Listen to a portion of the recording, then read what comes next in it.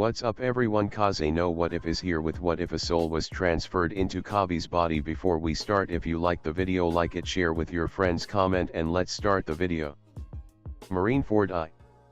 As the incoming tsunami raced towards the roaring Nova, I couldn't help observing once more everyone.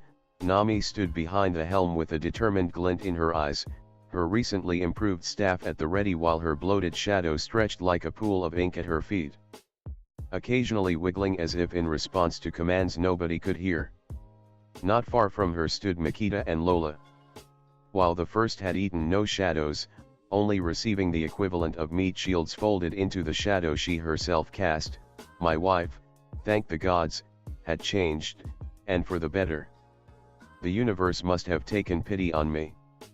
Still unnaturally tall, Lola now sported proportioned features, and while she was still distinguishably herself, there was no denying the improvement that I had managed to plan extended beyond the mere growth in skills and strength. Her lead lips were still voluptuous, but stood under a straight, almost demure nose and wide almond-shaped, dark eyes.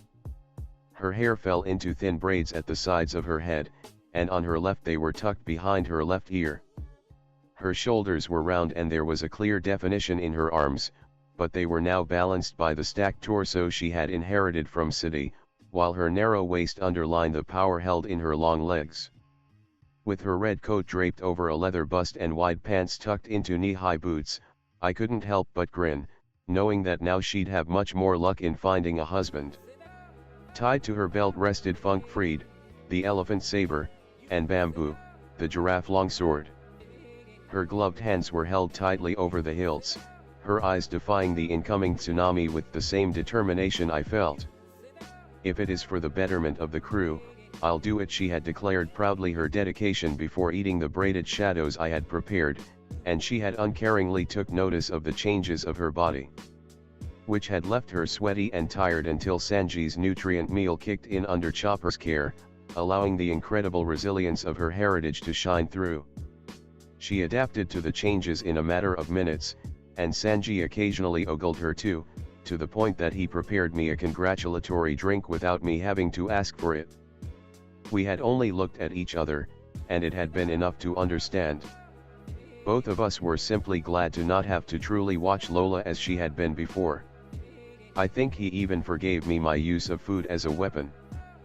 Both Sanji and Zoro enjoyed several more shadows ready to tank mundane wounds in their stead. Frankie and Usopp stood at the ready, the first with a proud expression as the roaring Nova soared over the waters, while the latter was drowning in a cold sweat, but unwilling to give voice to the fear that made his knees tremble lightly.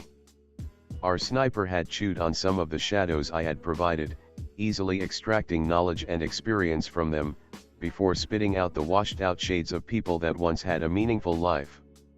Robin wore a long cloak with the hood raised, concealing her features. She couldn't eat shadows in the same way our Zoan users, or even Lola, had done. Her body would simply break under the strain. My options had been limited to offering the same blanket protection that surrounded Nami, and I tried to empower our archaeologist's shadow so that just as she could control extra limbs, I'd gain access to the shadow of those parts. Maybe it'd be enough to intervene if something went wrong. Due to my meddling, the persons who had changed more besides myself were Luffy, Brook, Chopper, and Mary. While the two Zoans didn't look any different, thanks to our doctor's expertise and chemical bullshittery in the form of a rumble ball, both had the option of transforming into an awakened form, over which they had complete mastery. Mary couldn't do so casually, as she grew to twice the size she had been as a caravel into an odd mixture between a leopard and a sheep with the odd detail belonging to a ship. She had performed the transformation on the broken ruins of Impel Down exactly once, with Chopper literally steering her into controlling her newly awakened instincts. Twisting thanks to the unique dynamics that only a devil fruit could justify, she could both stand as a giant version of her Klabauterman's appearance, and as a more animalistic combination of all that made her herself. Almost predictably, Chopper had merely gained access to the massive form he'd originally need the time skip to master. Not only that, he had informed us with pride that he was always accessing the unmatched intellect of his brain point, and that it was that element that perfectly balanced the instincts of his reindeer self. The truly unexpected had come into play thanks to the odd combination between my power and Brooks' nature, where before his empty sockets weren't any more terrifying than any other skulls, they now brimmed with writhing shapes that I could only make out thanks to my power. I didn't know what to expect with him, but his status as undead had maybe powered up his soul's resilience to manipulation, or some bullshit like that. In any case, I had managed to stick hundreds of shadows into him, and there'd be room for more. His skeleton remained the same, but his stats had skyrocketed. In time, he'd likely end up assimilating that boost in the same way I had forced myself to assimilate the one obtained from Shiryu. Luffy had used the powers of his devil fruit to great effect in order to retain his size, but where before his muscles jumped to the eye only when he tensed them, they now rimmed with every movement, like cord cables under his skin.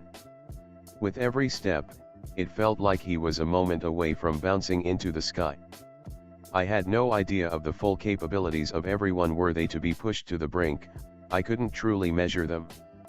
Is this why I feel it won't be enough? Unable to bear the thought of risking it, I took a deep breath, and stayed the course I had decided when I had been told that Luffy was coming with all the crew to impel down. This is it. I spoke loudly in order to be heard over the roar of the sea. Everyone got their roles? Luffy kept staring ahead at the incoming mass of water without a twinge of doubt, and while everyone answered in the affirmative before scattering to their positions on the roaring Nova, Zoro let out an annoyed tisk. Zoro. I wanted a verbal confirmation, and I wouldn't let something as insignificant as an incoming tsunami keep it from me. We trained hard. Coby, his right closed on the hilt of Wado Ikimonji while his eyes met mine. As always when he got serious, they held the fierce nature of a lion ready to pounce. I am confident that you'd be able to survive on the front line. He was too impossibly resilient for it to be any other way, and what little insight I got from my shadow chatting with his spoke of his growth. Then why? Because you're not the one I worry about. My head turned meaningfully towards the rest of the crew, each busy following Nami's shrill orders in order to ready the roaring Nova for our entrance in the bloodiest conflict of the decade. I'll be the captain's shadow. Can I entrust their safety to you? The swordsman grunted as if physically struck, his glare now matched by a grimace that did nothing to hide how he grit his teeth. He wanted the incoming war. He wanted to fight to the best of his abilities in the most dangerous situation ever presented to him, and I shackled him to the ship, because for all of my cheating, I couldn't be sure that the others would make it. I couldn't be sure that my many tricks and their own skills would be enough, and if anything happened to them, knowing that they'd have otherwise lived for more than 2 years still. I couldn't bear such a thought. Zoro looked at the rest of the crew with a shadow creeping over his eyes, but nodded, walking towards the middle mast. I didn't know if anyone would manage to attack my crew while Luffy and I were busy fighting for Ace. Frankly, I hoped it would be an unnecessary precaution. But this was the best I could do with the time and resources available. We'll all make it? We must. My shadow crept over my back, and I felt the hilt of Ryu press lightly in my palm, ready to be unleashed from the shadows beneath me. Along with my determination, I could feel the anticipation for a bloodbath building up, and I let that eagerness sweep away my lingering fears. Puru puru puru. Puru puru puru. Puru pu. Cialic.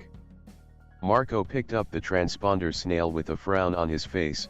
What are you doing, Yoa? We should be hidden, but... The blonde pirate's expression froze when in the large galley a shout blazed past his ear, echoing in the room for everyone to hear. I am Monkey D. Luffy. And I'm going to be Pirate King. The snail's eyes stalks were blown wide with determination while a determined set of its lips took over the otherwise placid expression of the creature, which shouted louder still, Ace is my brother. I'm going to save him. Then the snail assumed a completely bored expression. You can talk with them now, Coby. Marco's grimace vanished while the tension that the first challenging words had summoned into the pirates present to hear them was snuffed away like a flame's candle under a hurricane's wrath. and he chuckled into the microphone while casting an inquisitive glance towards the old man, who seemed happy to just sit placidly, awaiting the war that was about to begin. "You're Ace's little brother then? He talked about you, yo." Nope. The eyes of the transponder snail assumed a keener expression that was just as fierce as the previous one, while the voice changed. "My captain is bored easily, and I'm left picking up the pieces." Even if the tone was one of a long suffering, nobody missed the wide smile on the snail. "Anyway, my guess is that you're all about to break from underwater into Marineford's Bay, so I better make it quick." "Oi, oi." Before Marco could question the recently introduced Coby about how the hell he obtained that info, the youthful voice continued as if nothing of worth had just been revealed. "We finished destroying Impel Down a couple of hours ago." The snail produced a maverick's grin as the pirate talking on the other side luxuriated in the sense of disbelief he casually summoned. "Jinbi is on one of the other warships, but suffice to say, we'll be falling in your midst with reinforcements soon enough. This is no laughing matter." Marco's tone assumed a peremptory tang as he tried to whip some authority through the communication device. "How did you? I used to know a lot of stuff, but the events are quickly running out of the scope of my sight." Coby's voice matched the seriousness of the Whitebeard pirate's first mate. "In any case, our crew is coming to save Ace. And there are several warships filled with prisoners with a grudge against the Marines. I'll follow my captain on the front line, while our crew will remain behind to begin preparing a way through the ice." "Through the..." Marco's reply was interrupted by a much larger hand picking up the microphone, and the Phoenix man stepped back to let the old man have his say. "Brat," Whitebeard's voice rumbled like thunder under everyone's feet, "this fight will be much beyond your level. You can't join." He would not have Ace's little brother and his crew die meaninglessly in a war not their own. "You must be Whitebeard. Tell me, who are you to decide what we can or can't do? Don't you know we're pirates too?" Coby's gaze burned fiercely through the transponder snail's eyes talks as he replied, unbowed, to the strongest man in the world, "My captain wants to save his brother, and I raised an army for him. That's all that there is to say on the topic."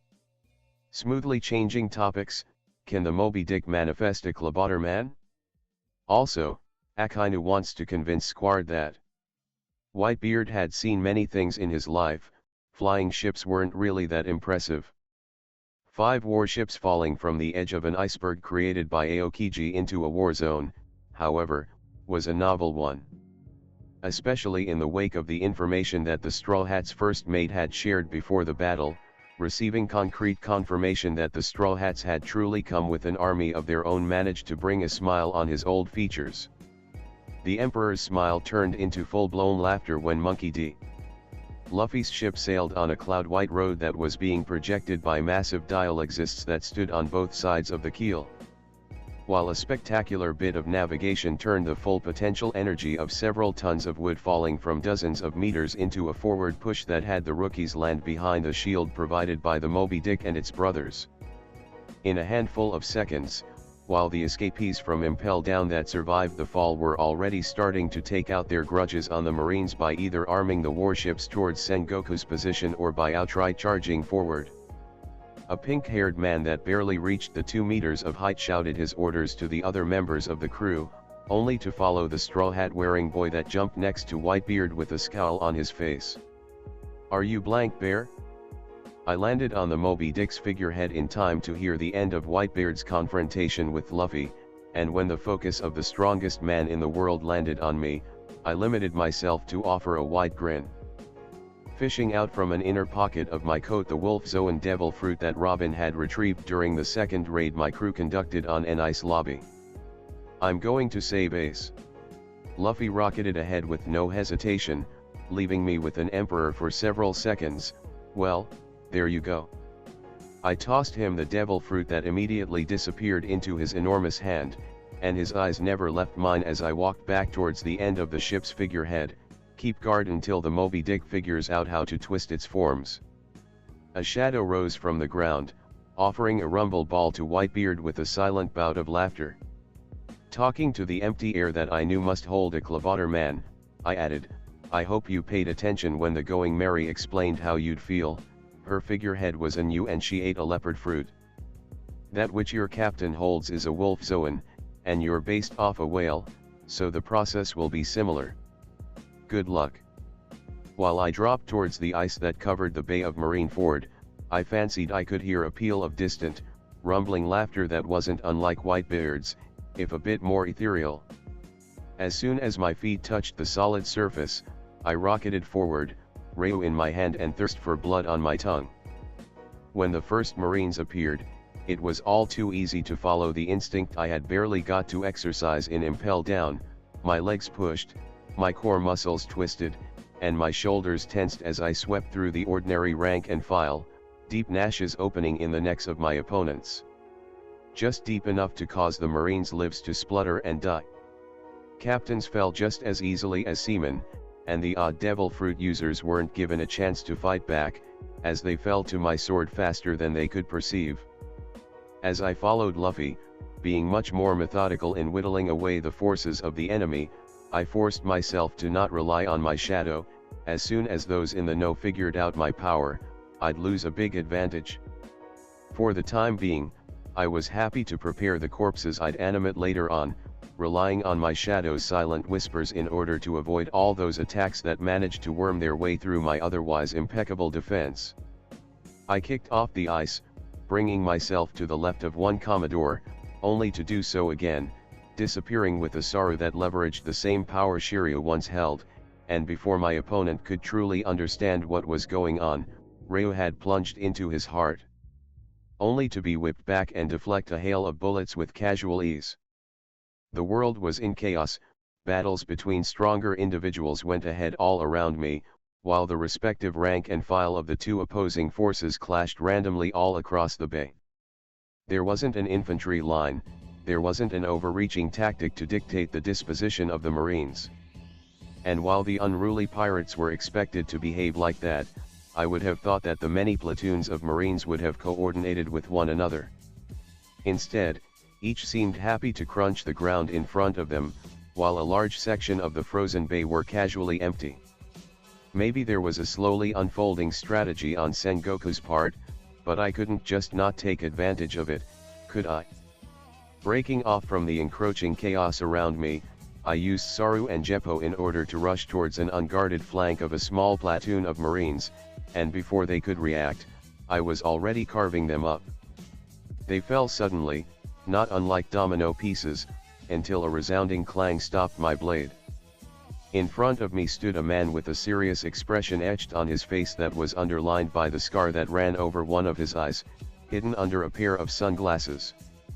He was a middle-aged man with slicked back hair, and a lit cigar in his mouth, while the sword he used to stop my attack was held negligently with one hand, the other already poised for a shigan. I jerked sideways with a kami barely in time to avoid being hit, and I pushed back against his blade with a strength greatly empowered by the many shadows I held hidden on my person. It was far from being as effective as eating them, but those weren't meant to rise an army to cover the retreat once Ace was saved, and so I wasn't going to throw them away willy-nilly. Pirate scum, the Marine regarded me with a heavy frown. I am Vice Admiral Cancer, he puffed angrily on his cigar, and you're done preying on the weak. I raised my sword barely in time to deflect a blow capable of beheading me, and I twisted off yet again to avoid a shigan, snapping off a kick that I immediately withheld in order to not have my leg chopped off. The shadow of the man rang starkly over the many others I had encountered to this point. I hadn't even tried to interface with Whitebeards, not knowing how a conqueror's will of his caliber would interact with me. But Cancer, even discarding the ease with which he stopped my rampage, was different from the Marines I had encountered up to this point. There was no distance between his shadow's wishes and focus and his own. Without even trying, I knew that I couldn't recide the connection between him and his shadow.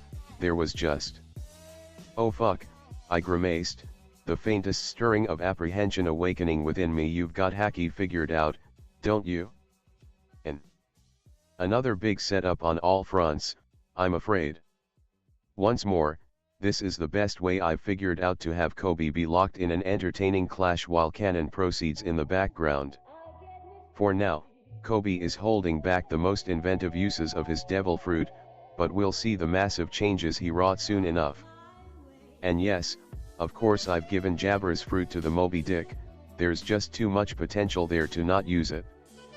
In the next chapter I'll rush up to the unloosing of Ace's chains, and in the one after that I'll close the War of the Best.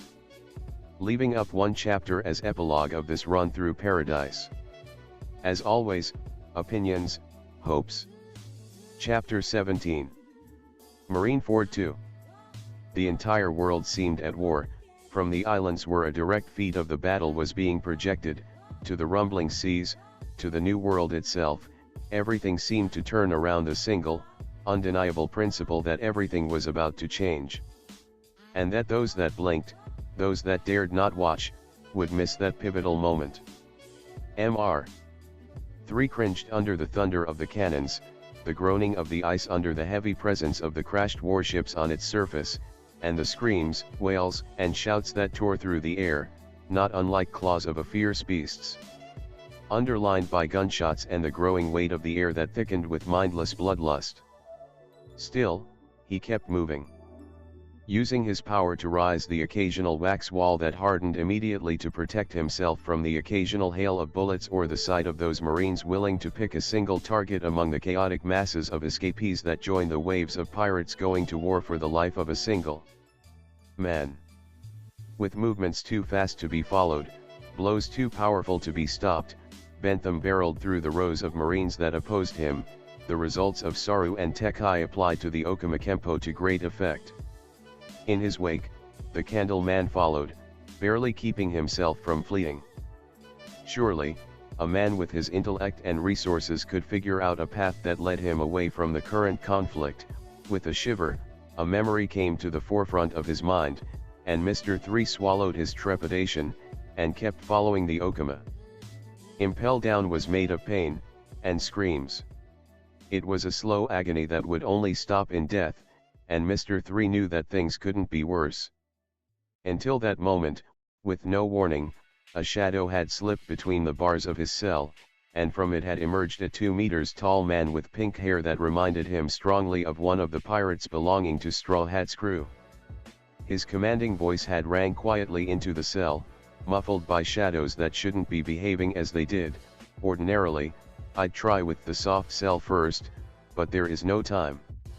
You're coming with me while I free some people before the breakout, and we're going to talk about your power and a certain task that I want you to accomplish on the next island. Hey! One of the other prisoners shouted angrily, madness sneaking through his frenzied eyes at the mention of a breakout. Free me T. Gah! The shadow of the prisoner rose from the floor and clasped its arms around the man's neck, squeezing unmercifully until the one who spoke out of turn passed out. Mr. 3 swallowed hollowly, and was reminded of the moment in which he realized the unchanging nature of the hierarchy in Baroque works. Just like when talking with Mr. 0, he now keenly felt that the only path forward was the one that matched the pink-haired escapee's wishes. And that if the ex-bounty hunter decided to oppose him, as if to sound from his inner monologue, the Candle Man's shadow rose from the ground and draped itself over the back of the prisoner, its cool and smooth texture doing nothing to lessen the implicit threat. Oh, of course, sir, the wax human easily fell into the practiced motions of the smaller fish in front of a shark. What task would you have me complete? So Mr. 3 ignored the impulse of running away, justifying the fact with long-term plans that implied finding a group of like-minded people among the countless escapees from Impel Down. His life as a bounty hunter was finished. As things were, he could only become a forgettable part of some pirate's crew, and he'd slink away once it was safe to do so. Still, to reach that point in time, he'd have to survive the bloodiest conflict of the decade, and the promise of retaliation of the pink-haired devil in case he didn't complete his assigned task. The Candle Man didn't hesitate when Bentham threw at him one of the green uniforms he had taken from a downed guard. His best possibility of long-term survival hinged on the assault on Marineford being successful. It hinged on freeing Fire Fist Ace. Charlotte Coby, my opponent, ignored the hurricane of chaos that the war was unfolding in Marineford's Bay in order to regard me shrewdly, A rookie with knowledge of hacking? I understand how your bounty could be so high. I smirked as an answer, unwilling to reveal just how much I was kicking myself for revealing that I knew of willpower. Didn't they tell you? My bounty is so high because I pissed on the world government's flag. The Vice Admiral twirled his sword in a practiced motion and prepared himself to attack, spitting out the cigarette while he paled in barely restrained outrage. Just another reason to cut you down. You're welcome to try. Grinning to hide my discomfort, I placed both hands on the long hilt of Ryu, but before I could taunt my opponent, my shadow screamed at me in that silent manner of his, and I twisted to my left, the attack of the Marine going wide while I retaliated. Only for my shadow to scream again, and I twirled to my right, my arm swinging powerfully in order to bat away a piercing assault from the Marine. The exchange had lasted less than a second, and my ear began to thunder in my chest despite my controlled breathing. This was the first open fight in which I couldn't rely on meta-knowledge, not truly. War was roaring around us. Luffy probably would need help sooner rather than later, despite the recent power-up, and I was stuck against a single opponent. You have observation. Then the Vice Admiral frowned heavily at me. My speed, the way in which I had anticipated his attacks, would bring anyone to assume so. Inwardly, I was laughing. I was far away from unlocking Haki, but my devil fruit was bullshit to the point that my silent doppelganger could pick up on the intentions of other people's shadows, and as focused as this Marine was on his task, on each of his attacks. It was as if his shadow was wearing a sign announcing his decisions. Still, I wasn't going to explain myself, potentially giving away an advantage, so I let some of my hilarity come to my face, and my grin widened. It's a logical conclusion to make. Then I was rocketing forward, my feet striking the ice with the most powerful Saru I was capable of as the might of my recently improved body brought me in striking distance of the Vice Admiral, while I tapped my growing arsenal of abilities to have my shadow attack with abandon.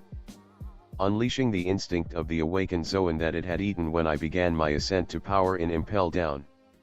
Ryu was a 3 meters long blade, and I had 30 centimeters on the Vice Admiral, which meant that my weapon could reach him while he couldn't strike back. My first swing was parried while Cancer jumped forward, only to backtrack suddenly when I twirled on myself, erasing the distance between us as I kicked blindly. As the Vice Admiral avoided the mindless, powerful punch of my shadow rising from the icy ground, my kick slammed into his left shoulder, and sent him sprawling. The impact hadn't finished reverberating in my leg that I kicked off once more against the air, throwing me away from my opponent only to perform a mid-air cartwheel and jump back. Ryu's sharp edge tearing through the air while the bloodlust I had fallen in before this impromptu duel forced me to stop and think. My Otaki cut the cloth of the Vice Admiral's shirt while he bent backward only to roll to the side, avoiding the incoming blow of my shadow that cracked the ice with its might. With no forewarning for him, my shadow returned to being two-dimensional and grappled with his own, stilling him until he brought down his blade, his intent and will ringing clearly in my ears. I relinquished the use of my power, and for a moment, I was only a very powerful man with a sword. Cancer's sword was still descending when simply physics saved me. With the sun to our left, my shadow shifted to its natural position at the speed of light, only for me to tap once more into my devil fruit power and bring to bear my doppelganger, who raised a spiked club that I had honestly forgotten about while I went in low. Aiming to slash at the Vice Admiral's leg while he was busy with the bigger threat of my humongous shadow trying to nail him into the ice. In a spectacular display of skill, Cancer let out a flying slash against my attack only to spin out of the way of my doppelganger's spike club, which impacted the ice with a thundering crack. Once more, his intent rang crystal clear in my ears, and when he tried to loop off my silent, creepy twin's left arm, I simply dropped my power, and my shadow snapped back into its natural place too fast for the Vice Admiral to wound. I didn't know what would happen if he landed a haki-infused blow on my shadow, but war wasn't the moment to figure out that particular detail of my power. Frowning, Cancer raised his sword in a position of guard, and studied me as intensely as he could. Seeing an opportunity to use the truth to trap my opponent, I tilted my head. What is a shadow if not the interruption of a ray of light? Until your speed matches Kizaru, there's just no way in which you'll be able to touch me. I knew that a normal person could defeat a haki user. Luffy had been able of fighting off Hancock's sisters despite their being able to foretell his attacks and ignore his blows. It was simply a matter of being faster, and finding the weak spot in the enemy's defense. I also knew that Luffy had managed to strike Enel despite his mantra when he had bounced off his attacks in a random manner. And I was fast. I moved around the Vice Admiral Cancer, delivering 3 slashes of my sword for each attack I had to defend against, my far longer reach and predictable direction of flying slashes aiding me greatly in my first objective, not dying like an idiot. I batted aside a stab from my enemy and sidestepped the following upward slash, only to complete a stabbing motion of my own. Negligently, Vice Admiral Cancer tilted his head to the side, his perfect cognizance of my blow allowing him to step forward and try to enter my guard. Relying on my vastly superior physicality, I jumped back. The only thing that allowed Magellan to jail Shiryu had been the powers granted by his devil fruit, because with my current strength and skill, I had easily been able to cut down the Warden of Impel down, and I was able to easily keep up with Cancer. Sparks flew and steel sang while I matched the might I cheated my way into against the Vice Admiral, and once more, my doppelganger ended up exposed while I swung on the Vice Admiral. Expecting me to drop my powers and dash in at the moment needed to reactivate them, the Marine ended up flat on his ass when my shadow split around his attack. The part that should have been a looped-off leg became an umbral side that bit deep into his shoulder, only to disperse into nothingness when he tried to grab it with one hand. Smelling literal blood, I darted forward, and my shadow fell over myself, not unlike a large traveling cloak. Ryu slashed upwards, biting into the ice as if it wasn't there, making it explode into a fine mist while my doppelganger swung at knee height from left to in an upwards curve right with its spiked mace. Still, the Vice Admiral nimbly avoided the deadly blade that rose a fine mist in front of his face as the ice was broken apart. But the spiked mace crashed against the inner side of his right knee before he could complete his backstep. Facing a 4 meters tall amalgamation of shadows capable of using a sword with incredible skill while shadowy arms swung a spiked mace, a lesser man would have cowed. But the Vice Admiral had earned his rank, and even as the wet crunch of bone was coupled with a pained grunt, he didn't stop fighting. Aiming at my torso, Cancer stabbed forward, and at that exact moment, Luffy's scream rang loudly over the whole Marine Ford, riding on the crest of his awakened conqueror's haki. Stop it. The will of Monkey D. Luffy imposed itself on the world for nothing but an instant, and for less than a split second, Cancer's focus wavered. While I pounced on the moment I had been waiting for, committed to his attack, the Marine's sword plunged into shadows that split unharmed around its edge, while my swapped-out torso swung the returning strike of Ryu and my doppelganger crashed his clasped hands on the wrists of my enemy. The steel parted skin, muscle, tendons, and bone like they were water, and the Vice Admiral Cancer died like a candle snuffed out. I let out a startled laugh that rang even louder in the momentary lull of the war caused by Luffy. It ended almost too soon. Still, my breath soon evened out, and while my doppelganger stowed away once more the negligible weight of his spiked mace, I raised the bloodied Ryu in my left hand towards the frightened Marines that charged forward out of mindless despair and adrenaline rush then of duty. And I swept it from left to right. I had been tinkering with ideas even when I didn't outright exercise my power, and swapping out part of myself with my shadow, like Moria did, adding to it the cheap copy of Katakuri's splitting his body, had been enough to take advantage of Cancer's momentary distraction. For what I was doing, much less refinement was needed. My right hand made a clawing motion towards the incoming Marines, and their shadows outrun their owners only to end up as a writhing bouquet. And just like a dutiful gardener, as Ryu bit into the base of the dozens of shadows I held, I reaped an entire ploton.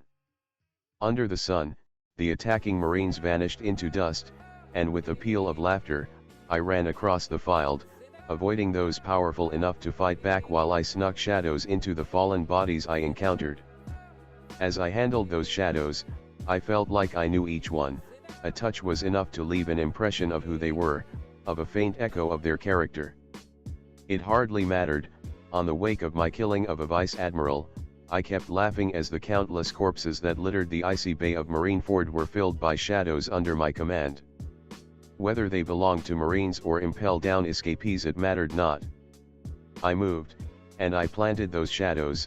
If Luffy Swell was a reasonable element pointing out the development of the ongoing war, then soon they'd raise to cover our retreat.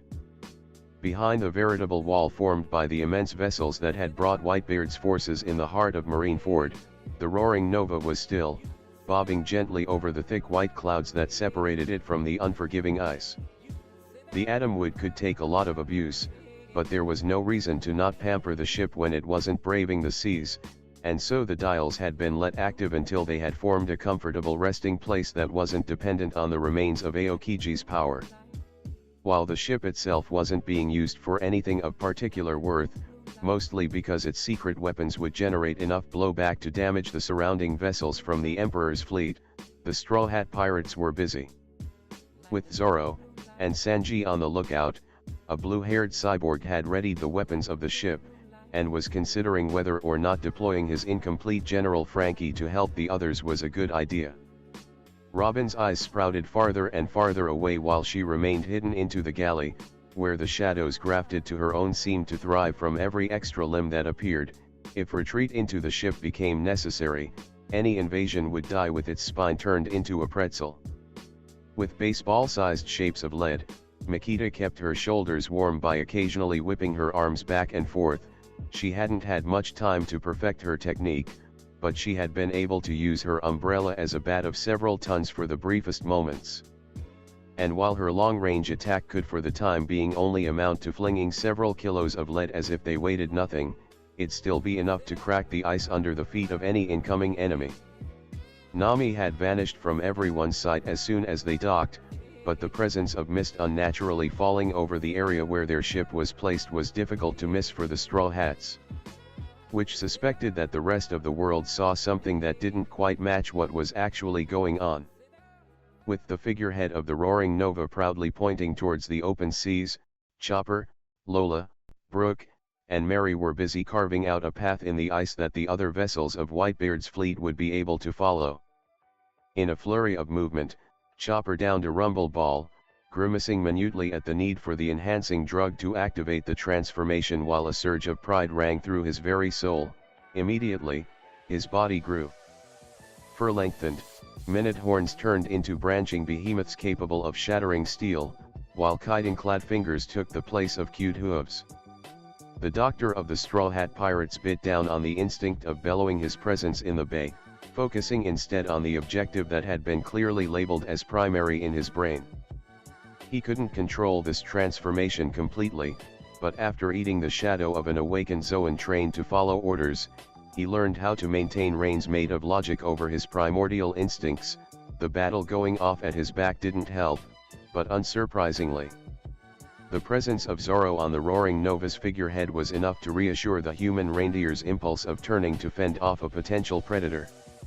At his side, the Going Mary was going under something similar.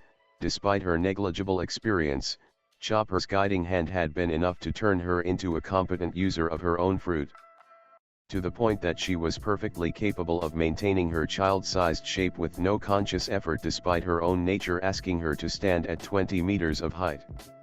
Her caravel size an undeniable part of herself, while the predator's instinct born of the leopard Zoan demanded that she turn to maul any potential aggressors. Still, in this situation, she was free to make use of her impossible size as she dug deep, jagged grooves into the thick ice that covered the bay with her carriage-sized claws, only to break the ice into vast, uneven lumps with swats of her tail, which ended with the iron-cast anchor that had been used so many times since her birth in the East Blue. Behind her, Chopper used his humongous size to heave the ice apart, leaving a single, deep groove that Whitebeard's vessels could easily push apart with their bulk when the time came to sail away from Marineford. Standing proudly in her recently changed body, discarding the uncomfortable feeling of her changed, familiar appearances in the name of what was best for the crew, just as her husband Coby had done in order to conquer Impel Down. Lola slashed with funk freed and bamboo. The dual-wielding swordswoman was making use of every ounce of skill the shadows she had been given to eat provided in order to adapt to the ever-shifting weight and instincts of the blades that had been fed shadows of awakened Zoans coupled with rumble balls, with precision that only people on my Hawk's caliber could manage to achieve in a single life. The pink-haired daughter of Charlotte Lylan that had run from her home, Lola carved apart the ice that led to Whitebeard's ships without fully breaking it. When the time came, it'd be easy for the other crews to make the immense vessels turn around and leave Marineford behind. On the top of the tallest mast, Usopp's form was hidden from sight thanks to a camouflage cloak he had quickly realized with scraps of wood and rope.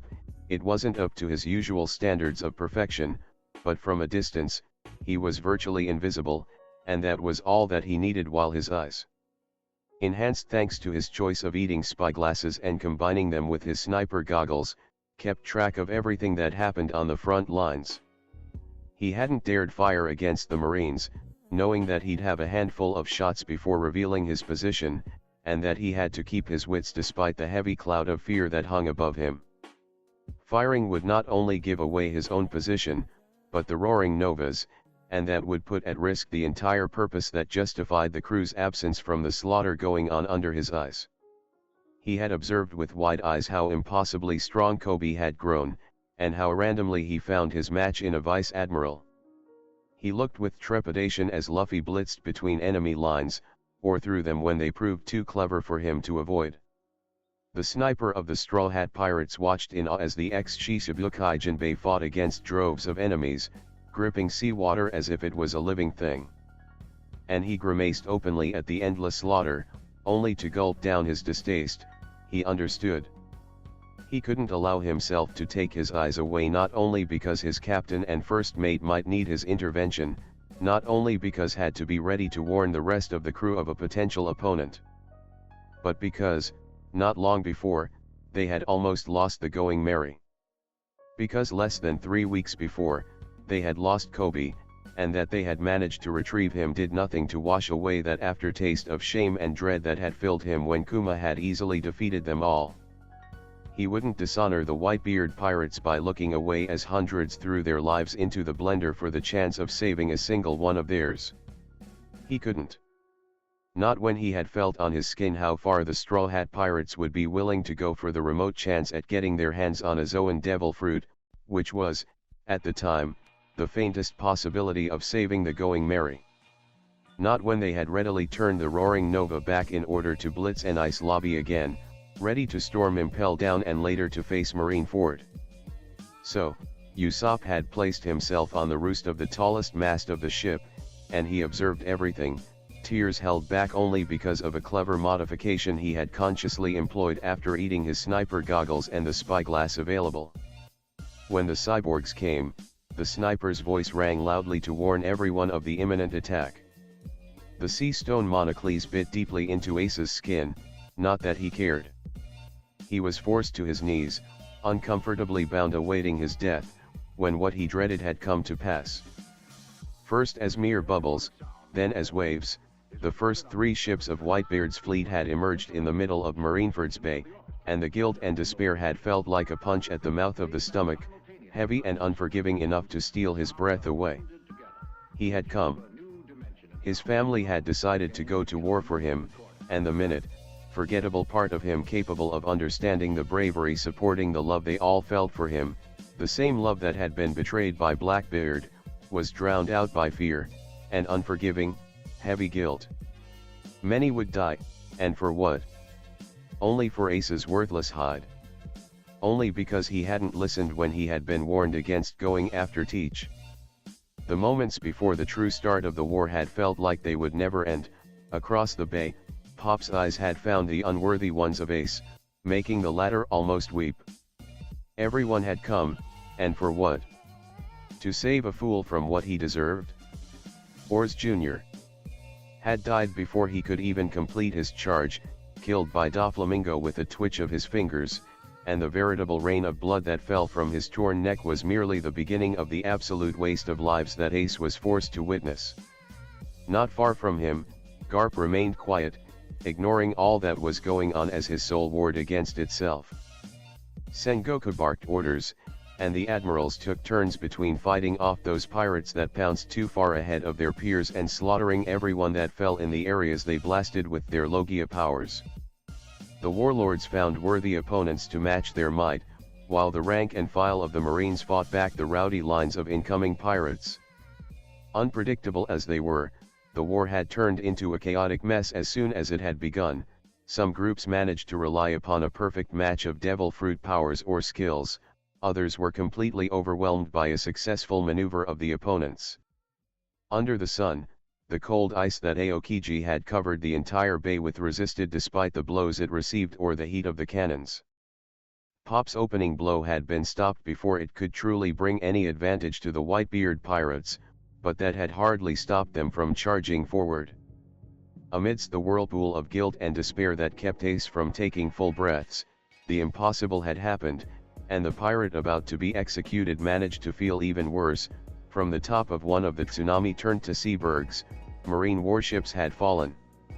And a ship flying a familiar Jolly Roger had sailed on a road of clouds until it was safely tucked behind the Moby Dick. Luffy had led the charge without hesitation, followed by the boy who must have gone through the most explosive growth spurt in history, as Coby hardly resembled the round-faced boy Ace remembered from Alabasta. But even Ace's little brother had changed. It wasn't something just everyone would notice, but even across the bay, there was no mistaking the steely, unyielding glint in the eyes of the usually cheerful boy. And that was without taking in consideration the absolutely ridiculous speeds both of them moved at. Luffy punched forward with all of his might while the pink-haired first mate held back and worked on thinning the herd, as it were. Where the straw hat-wearing pirate was an unrelenting force crushing those fast enough to stand in his way, Coby was an invisible wind, stealing lives at speeds that the Marines scrambled to keep up with. The order for Ace's execution had come and failed, because of course Luffy would awaken his conqueror's haki at the worst possible moment, painting an enormous target on his back while he kept running forward. Vaporized sweat blasting off his form as he reached speeds that Ace's sight could barely keep up with. Still, there was something decidedly odd going on. Whitebeard hadn't moved. The Moby Dick remained pointed at Marineford's heart, and the strongest man in the world stood proudly on its figurehead. He didn't attack, and he never even considered defending against the blows that were so easily intercepted by the commanders of his fleet. With Luffy's burst of Conqueror's haki, the two guards at Ace's sides had stumbled into unconsciousness, only for one of the two to immediately awaken and raise the other. And just as the straw hat-wearing pirate managed to push his way beyond the admirals that were suddenly busy handling the renewed assaults, Whitebeard's commanders attacking en masse, abandoning the defense of the Moby Dick. Coupled with the rank and file panicking because of dead bodies climbing to their feet and turning against the Marines. What the? Ace's brain rebooted, trying to come to terms with what his eyes were seeing but that his experience told him was impossible. Amidst the sudden, unpredictable chaos, with a bunch of cyborgs breaking off to aim towards the Moby Dick, the attacks already aimed for Whitebeard's vessel, went through it, only for the immense shape of the ship to fade as if made of mist. What? His tongue stopped midway through his question. Once again, he couldn't simply work his way through whatever the fuck he had just witnessed. At the same time, because of course nothing involving him could ever happen in a way that made sense, Luffy punched Garp out of the way while kicking his way in the air, and, click. The sea stone monocles fell from his wrists while the one on his ankles was released, a suddenly smiling guard grabbing the terrified other by the scruff of his neck along with Ace himself. "We have to go, Fireboy-chan." As the nondescript guard spoke, its face morphed into one heavily covered by makeup. Then the golden light arrived. Sengoku rose to 15 meters of height while his overwhelming presence erupted out of him, his enraged face not matching at all the placid one that characterized Buddha, an immense flat hand already about to crush the witless escapee. And then Ace decided that he was already dead, and that his hell would be forever be thrown from one oniric mess into another, where people and events had the consistence of flabbergasted, where the smells and the sounds tastes impossible. Because there was a giant wolf with a whale-like maw, frozen mid-jump with Whitebeard himself riding on his back, his immense Naginata blasting all of his power against the incoming attack from Sengoku. And the world broke. And only because it's Marineford, I didn't want to lose the nice momentum I built up to this point. I've knowingly kept the rest of the crew from being part of the actual fighting, while still having them be part of everything that's going on. Still, in my opinion, I showed Coby's power pretty well with his short battle, and I saw no reason to stop for every detail as I routinely do in my other stories. I used Ace's perspective to underline a bit of the changed parts. Hancock was going to refuse her summons to Marineford until she fell for Luffy if I remember it right, if not I'm still in time to add her in some part to the story. Luffy had to fight the PX now that she's not there to cover for him, but with his power UPS, he trashed them reasonably fast. There is no Crocodile Doflamingo duel as the first has been killed by Coby, but Moria isn't there either, so I just had Oars killed by Doflamingo, who is actually strong enough to loop off a leg, so I don't see why he couldn't do the same with his head, and a variety of Whitebeards fight him off. So, Ace is free next to Luffy, Bentham, and Mr. 3, and the Moby Dick bounded forward with Whitebeard, who engages Sengoku. The image was just too spectacular to give up, you know? As always, let me know what you think. I hope you guys enjoyed the video. If you liked it, subscribe to my channel for more fanfictions like this, and goodbye.